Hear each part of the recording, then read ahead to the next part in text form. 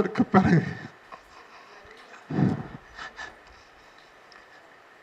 நான் அவங்களை உடல் ஆரோக்கியத்தோடு பார்க்கவில்லை.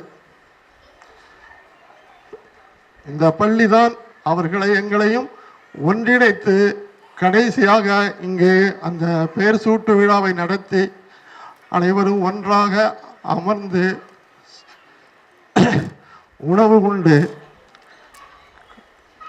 மகிழ்ந்த இடம். இந்த இடத்தில் இந்த நிகழ்ச்சி நடைபெறுவது எனக்கு மிகுந்த மகிழ்ச்சியை கொடுத்தாலும் ஒரு வகையில் கலக்கத்தையும் கொடுக்கிறது. என்ன செய்வது? இயற்கை நம்மளால் ஒன்று வெல்ல முடியாது. சரி, யார் இந்த சிவகாளிதாசன்? இவர் எப்படி இந்த துறையை, தமிழ் துறையை தேர்ந்தெடுத்தார்? இவருக்கும் தமிழுக்கும் என்ன சம்பந்தம் என்று பார்த்தீர்களானால், நாங்கள் நாகப்பட்டினம் மாவட்டம் வேதாரண்யம் வட்டம் மகாராஜபுரம் என்னும் சிற்றூரில் பிறந்தவர்கள். எங்கள் அப்பா சிவலிங்கம், அம்மா மீனாட்சி. பெயர் பொருத்தம் ரொம்ப அருமையாக இருக்கும், ஆனால் வாழ்க்கையில் பொருத்தமே இல்லை. காரணம், எங்கள் அப்பா எங்களை விட்டு 40 வயசிலே பிரிந்தார். எங்கள் அம்மாவுக்கு அப்போது 30 வயது தான். நான் தான் மூத்த பிள்ளை, 10 வயது. என் தங்கை மகேஸ்வரி 5 வயது. என் தம்பி சிவகாளிதாசன் 1 அல்ல 2 வயது. எங்கள் குடும்பம் ஒரு விவசாய குடும்பம், விவசாயத்தை நம்பியே வாழ்கிற குடும்பம். நாங்கள் எங்கள் அப்பாவை இழந்த பிறகு எங்களை வறுமை மிகவும் மாட்டியது. ரொம்ப கஷ்டப்பட்டு எங்கள் அம்மா எங்களை எல்லாம் ஆளாக்கினாங்க. அந்த கஷ்டத்தையெல்லாம் சொல்ல மாளாது, அது சொல்றதுக்கு நேரமும் இல்லை. இது எங்கள் அம்மா போலவே என் இன்னொரு அம்மா இருக்கு, மகேஸ்வரி என்கின்ற என் தங்கை. அது எங்கள் அம்மாவோடு ஈடு கொடுத்து எவ்வளோ கஷ்டங்களை அனுபவிக்கணுமோ அனுபவித்து என்னையும் என் தம்பியையும் படிக்க வைத்தார்கள். ஆனால் என் தங்கை படிக்கவில்லை. எங்களை படிப்ப வைக்கிறதுக்காகவே என் தங்கை எங்கள் அம்மாவோட இருந்து எங்கள் அம்மாவுக்கு வேண்டிய உற்ற துணைகள் எல்லாம் செய்து எங்களை ஆளாக்கினார்கள். எனக்கு 2 அம்மா. நான் படித்தது, என் தம்பி படித்தது எல்லாம் அதே சிற்றூரில் தான். 4 கிலோமீட்டர் நடந்தே போகும், காலில் செருப்பு கூட இருக்காது. அதே மாதிரி ஒரு வாழ்க்கை சூழ்நிலை. நான் அது பிறகு நாகப்பட்டினத்தில் வலிவலம் தேசிகர் பாலிடெக்னிக்கில் டிப்ளமா முடிச்சுட்டு 1977 சென்னை வேலை தேடி வந்தேன். அப்போ வேலை கிடைப்பது என்பது குதிரை கொம்பு. இப்படியோ தத்தி குத்தி ஒரு வேலையில் 1979 முருகப்பா குரூப்பில் சேர்ந்த காரைக்குடி நகரத்தார்களுக்கு என் நன்றி. அவர்தான் எனக்கு வாழ்க்கை கொடுத்த ஒரு கம்பெனி. என் தம்பிக்கும் வாழ்க்கை கொடுத்த கம்பெனி அதுதான், டிஎஸ் சைக்கிள். அதன் பின் என் தம்பி அங்கே ஊரில் 10வது, இப்போ எஸ்எஸ்எல்சின்னு சொல்லுவாங்க, அப்போ 10வது முடிச்சுட்டு 1981 சென்னை வந்தார். சென்னை மண்ணடியில் 7 கிணறு பகுதியில் ஒரு ப்ளூ பிரிண்ட் போடுற கம்பெனியில் வேலைக்கு சேர்ந்தார். அந்த வேலை ரொம்ப கஷ்டமான வேலை. அதில் கெமிக்கல்ஸ் வரும். அந்த ப்ளூ பிரிண்ட்டு டிராயிங் எல்லாம் பிரிண்ட் எடுக்கிறப்போ பார்த்தேன். ஒன்றும் சம்பளமும் அதிகமாக இல்லை. ஊரில் கொண்டு விட்டுட்டேன். ஏப்பா நீங்கள் இருந்து கஷ்டப்படாதுன்னு. எங்கள் அம்மாவும் தனியாக இருந்தாங்க. அப்போ கொண்டு விட்டுட்டேன். மறுபடியும் 1982 எங்கள் மாமா அவளை திரும்ப கூட்டி என்கிட்ட விட்டு, அவளுக்கு வேலை ஏதாவது வாங்கி கொடுப்பா, ஊர்ல இருந்து என்னப்பா செய்ய போகிறோம் அப்படின்னு கொண்டாந்து விட்டாங்க. 1982 டிஏ சைக்கிளில் எங்கள் கம்பெனி கார்போரண்டா யூனிவர்சிட்டியில் தெரிஞ்ச ஒரு மூலமாக டிஏ சைக்கிளில் அவனுக்கு ஒரு வேலை வாங்கி கொடுத்தோம். அப்போ தான் 1982. அதன் பின் 1983 85 வரைக்கும் அம்பத்தூர் தொழில்நுட்ப பள்ளி, ஐடிஐன்னு சொல்கிறோம் இல்லையா, அங்கே 2 வருஷம் மெஷினிஸ்டாக பயிற்சி பெற்றார். 1993 இருந்து 95 வரை பிலிட் சென்னை பல்கலைக்கழகத்தில் அஞ்சல் வழியில் படித்தார். 93, 95, 96, 97 எம்லிட் முடித்தார். 2002 எம்ஃபில் காரைக்குடி அழகப்பா யூனிவர்சிட்டியில் எம்ஃபில் முடித்தார். இது வேலையில் இருந்து கொண்டே அவர் படித்த படிப்பு. இங்கே வரும்போது அவர் வெறும் 10வது தான் சென்னை வரும்போது. ஆனால் அவர் எம்பில் 2002 முடித்தார். 10 வருஷத்தில் அந்த படிப்பை முடித்தார். வாழ்க்கையில் நாங்கள் பட்ட கஷ்டம், சென்னையில் கூட கஷ்டம். ஒரு பேச்சுலர் ரூமில் தான் தங்கியிருந்தோம். நாங்களே சமைச்சு சாப்பிடுவோம், காலத்தை ஓட்டினோம். 10 பத்தாத வருமானம். அப்படி இருந்து தான் அவர் 2002 எம்பில் முடித்தார். நான் இங்கே ஒன்று சொல்லி ஆகணும். இது காளிதாசனுடைய வரலாறு, எங்கள் வரலாறு. காளிதாசனுக்கு எப்படி இது தமிழ் இது பற்று வந்தது அப்படின்னு சொன்னால்,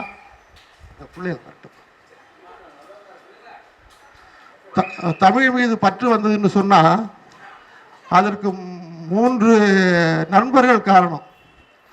அதில் முதலானவர் கோவி மணிசேகரன், கோவி நடராஜன், ஆடானை சுகுமார், வடுவூர் கனக சபை. இவங்க 3 பேரும் தான் அதற்கு முதல் காரணம். என் தம்பி வரும்போது எங்கள் வீட்டில் இருந்து எங்களோட இருக்கும்போது டிஐ சைக்கிளில் வேலை செய்யும் போது கூட ஆன்மீகத்தில் ரொம்ப பற்று கொண்டு இருந்தார். சம்பாதிக்கணுங்கிற எண்ணத்தோடு இருந்தார். ஏன்னா நம்ம ஏழை, நம்ம குடும்பத்தை நடத்தணும், கொண்டு போகணும்னா நமக்கு பணம் வேணும். அது சம்பாதிக்கணுங்கிற எண்ணத்தோடு தான் இருந்தார். ஆனால் இதையெல்லாம் மாற்றினது இவங்க 3 பேரும் தான். என்ன, எங்கள் அம்மா இருக்கும்போது இவங்க 3 பேர்லேயும் ரொம்ப கோபம். என் பிள்ளைய வழி மாதிரி கொண்டு போயிட்டாங்க, வழி தவறி கொண்டு போயிட்டாங்க, அவன் நல்லா தான் இருந்தான், எங்கள் பிள்ளைய அவங்க பாதையை மாற்றி கொண்டு போயிட்டான்னு கூட வருத்தம். அப்படி இருந்த காலகட்டம். அதுக்கு பிறகு அவருடைய பழக்கம் மறுபடியும் எக்ஸ்டெண்ட் ஆயிடுச்சு. மறுபடியும் விரிவடைஞ்சதுன்னா எப்படின்னா, முகம் மாமணி, அப்புறம் பொன்னடியான், கவிஞர் பொன்னடியான், அப்புறம் ஐயா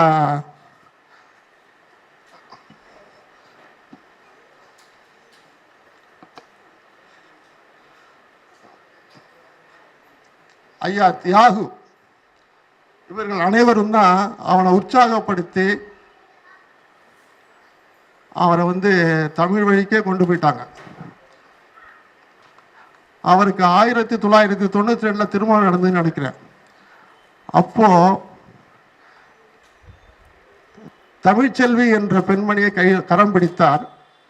அந்த தமிழ்ச்செல்வியும் இவன் விரும்பிய தமிழ் போலவே தமிழ்ச்செல்வியும் வந்துட்டு, அதனால அவங்களுக்கு எந்த இடைஞ்சலுமே இல்லை. அவர் எதை செஞ்சாலும் சரிங்கிற சொல்ற அந்த பெண்மணியினால தான் அவர் முன்னேற்றமே அடைஞ்சார். அதுக்காக தமிழ்ச்செல்வியை நான் பாராட்டுகிறேன். ஒரு ஆண் வாழ்க்கையில் அவன் நினைத்ததை சாதிக்க வேண்டும் என்றால் பெண் உறுதுணையாக இருக்க வேண்டும். அப்போதான் அது நல்லதோ கெட்டதோ சரியோ தவறோ அவங்களால சக்சஸ் வெற்றிகரமாக முடிக்க முடியும்.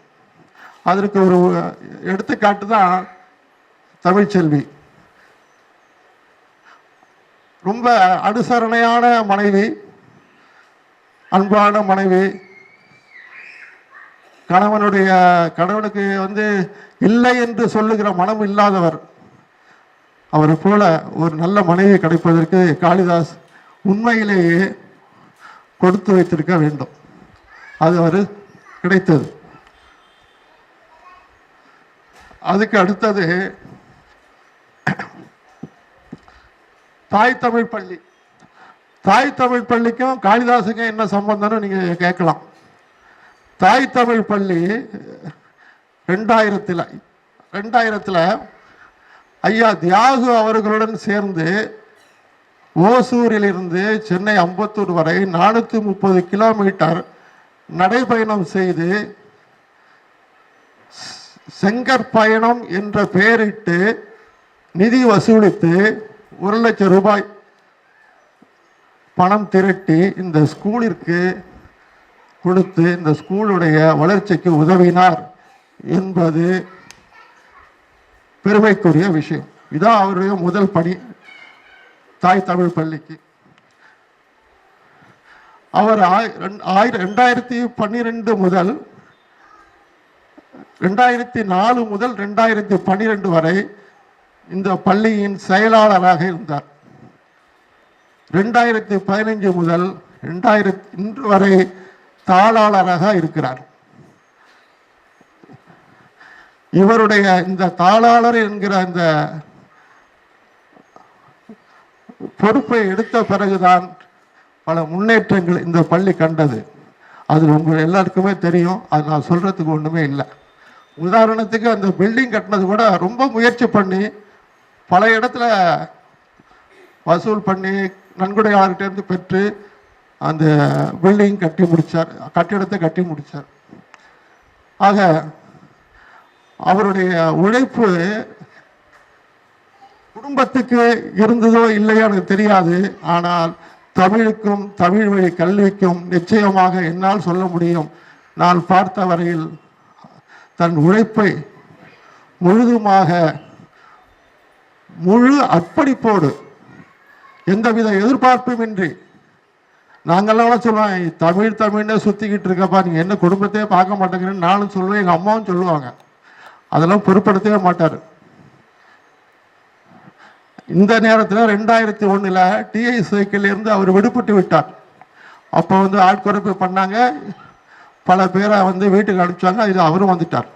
அந்த 2001 இன்னைக்கு 2025 24 வருஷம் தமிழையே நினைத்து கொண்டு தமிழோடு வாழ்ந்து கொண்டிருக்கும் ஒரு ஜீவன் என்றால் அது சிவகாளிதாசன் மட்டும்தான். தமிழை வைத்து பிழைத்தவர்கள் அதிகம். நான் உங்களுக்கு சொல்ல வேண்டாம். அப்படி சொன்னால் அது அரசியல் ஆகிடும். அது வேண்டாம். அரசியல் பேச நான் இங்கு வரவில்லை. தமிழை வைத்து பிழைத்தவர்கள் அதிகம். ஆனால் பிழைக்க தெரியாதவர்கள் என்று ஒரு கூட்டம் தமிழுடைய பட்டியலில் இருக்கு. தமிழை வைத்து பிழைக்க தெரியாதவர்களும் இருக்காங்க. அதில் இவரும் ஒருவர். சரி, இவர் தமிழுக்கு ஆற்றிய தொண்டு என்ன? தமிழ் கல்விக்குத்தான் செய்தார். தமிழுக்கு ஆற்றிய தொண்டு 1999 2 நாள் உண்ணாவிரதம். எதற்கு? தாய் வழி பள்ளியை தனியார் பள்ளியிலும் தாய்மொழி வழி கல்வியை தனியார் பள்ளியிலும் கொண்டு வர வேண்டும் என்று வற்புறுத்தி தமிழக அரசை கோரிக்கை வைத்து 2 நாள் உண்ணாவிரதம். 2013 அம்பத்தூர் திருமால் திருமண மண்டபத்தில் தமிழ் வழி கல்விக்கும் தமிழுக்கும் ஒரு மாநாடு. அந்த மாநாட்டில் ஐயா ஆணைமுத்து அவர்களையும் தஞ்சை மணியரசனை அவர்களையும் அழைத்து வந்து ஒரு நாள் மாநாடு நடத்தி அதை வெற்றிகரமாக முடித்தவர் காளிதாஸ்.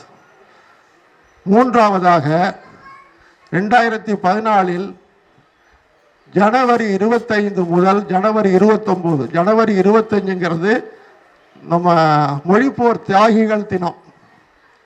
ஜனவரி 29ங்கிறது முத்துக்குமார் நினைவு நாள். தியாகிகள் தினத்தில் ஆரம்பித்து முத்துக்குமார் நினைவு நாள் வரை 5 நாள் வரை நடைபயணம் திருவள்ளூரில் தொடங்கி இங்கே சென்னை வரைக்கும் அம்பத்தூர் வரைக்கும் தலைமையேற்று செஞ்சார். 28/2/2024 எழும்பூர் ராஜரத்னம் மைதானத்தில் 8 நாள் தொடர் உண்ணாவிரதம். நான்லாம் சுத்தமாக பயந்தே போயிட்டேன். இவர் சர்க்கரை வியாதிக்காரர், ஹார்ட்ல இதயத்தில் ஸ்டெண்ட் வச்சிருக்கு. இப்படிப்பட்ட ஒரு மனிதர் போய் 8 நாள் தொடர் உண்ணாவிரதம் இருக்கிறப்போ கூட பிறந்தவன் என்கிற முறையில் எனக்கு ரொம்ப கஷ்டமா இருந்தது. எதற்கு உண்ணாவிரதம்? ஏன் இந்த உண்ணாவிரதம்? நான் உண்ணாவிரதம் இருந்து என்ன சாதிக்க போறோம் அப்படின்னு கூட நான் கேட்டேன், போன்லேயே கேட்டேன். நான் அப்போ ஊரில் இல்லை, நான் கனடாவில் இருந்தேன் எங்கள் பையன் வீட்டில். ஏப்பா இதே மாதிரி உடம்பை வருத்திக்கிட்டு கஷ்டப்படுற, ஏன் இதெல்லாம் உனக்கு தேவையான்னு கூட கேட்டேன். எதுக்கு உண்ணாவிரதம் இருக்கிறா? உயர் நீதிமன்றத்தில் தமிழ் வழக்காடு மொழியாக கொண்டு வர வேண்டும் என தமிழக அரசையும் மத்திய அரசையும் வற்புறுத்தி உண்ணாவிரதம். அது ஒரு 10-20 பேர் சேர்ந்து உண்ணாவிரதம் பண்ணாங்க. அதில் இவரும் ஒருத்தர் தான். இது வழக்காடு மொழி இன்னைக்கு வரைக்கும் வந்துட்டுதா? ஆயிட்டு தான். நமக்கு வெற்றியை கட்டிட்டோமா? ஏன் பரல? என்ன காரணம்? 8 நாள் உண்ணாவிரதத்துக்கு என்ன பயன் ஆச்சா? சரி, 2024 2025 2025 தவ திரு அருட்கண்ணனார் அவர்கள் தலைமையில் IAS ஆபீசர் சகாயம், அம்மையார் கலையரசி நடராஜன், வழக்குரைஞர் பகத்சிங், சிவ காளிதாசன் உட்பட்டோர் சென்னை எழும்பூரிக்கா மையத்தில் தமிழில் ஆட்சி மொழி பற்றி பேசி ஒரு நாள் கருத்தரங்கம். சரி, அடுத்தது 2025 ஒரு 15 நாளைக்கு முன்னாடி பார்க்குறேன். விடுதலை சிறுத்தைகள் கட்சியின் சட்டமன்ற உறுப்பினர் சிந்தனை செல்வன் அவர்களின் மூலமாக தமிழக முதல்வர் மாண்புமிகு ஸ்டாலின் ஐயா அவர்களை சந்தித்து இவர்கள் கோரிக்கை வைக்கிறார்கள், குழுவாக சென்று கோரிக்கை வைக்கிறார்கள், தமிழுக்கு உதவி செய்யுங்கள் என்று. அது அப்படியே இருக்கு. ஐயா மாண்புமிகு முதலமைச்சர் ஸ்டாலின் அவர்கள் தாயுள்ளத்தோடு இவர் கோரிக்கைகளை நிறைவேற்றி கொடுத்தால் அவர் இருக்கும் திசை நோக்கி கையெடுத்து கும்பிடலாம். செய்ய வேண்டும், மனது வேண்டும். ஐயா, இதுதான் காளிதாசின் எனக்கு தெரிந்த என் மனதுக்கு பட்ட சில கருத்துகள். யாமறிந்த மொழிகளிலே தமிழ் மொழி போல் இனிதாவது எங்கும் காணோம் என்றான் பாரதி. அந்த பாரதியின் வரிகளுக்கேற்ப நம் தாய்மொழி சீரும் சிறப்புமாக நம் பேரன் பேத்தி காலத்திலும் இருக்க வேண்டும் என்பதுதான் எல்லாருடைய ஆசையும். பாரதி 14 மொழிகளுக்கு தெரிந்தவன். 14 மொழிகள் தெரிந்த பாரதிக்கு தமிழ் மட்டும் எப்படி இனிதான மொழி என்று தெரிந்தது? அவன் தமிழன் என்பதனாலா? இல்லையே, அவனுக்கு சமஸ்கிருதமும் தெரியும், ஆங்கிலமும் தெரியும், இன்னும் பல மொழிகளும் தெரியும். 14 மொழிக்கு சொந்தக்காரன் பாரதி. ஆனால் அவன் சொல்கிறான், யாமறிந்த மொழிகளிலே தமிழ் மொழி போல் இனிதாவது எங்கும் காணோம் என்கிறான்.